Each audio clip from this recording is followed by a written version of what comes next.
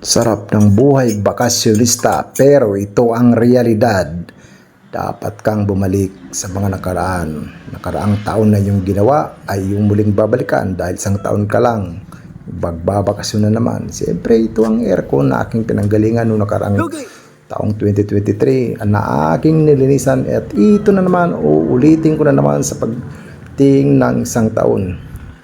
Wala na namang pagbabago, walang kakaiba. Ito na naman ang ginawa ko, maglinis at magkukumpuni ng mga ano-anong bagay na nakikita ko sa paligid ng aking bahay. Para naman mapakinabangan ang aking pagbabakasyon. Pagbabakasyon ko hindi lang ang pagliliwaliw, hindi kasama na ang pagkukumpuni ng mga nasirang gamit sa loob at sa labas ng bahay.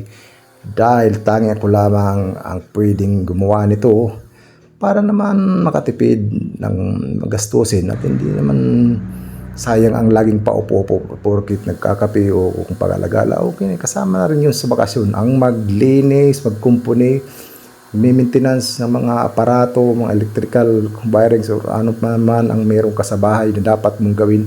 Hindi lang puro patambay-tambay, pag-alagala at maglustay ng pera. Kaya sana naman yung iba dyan na tingin sa'yo para kang si Santa Claus, wag ganoon. Hindi po kami muwi dito para mamigay ng salamat po.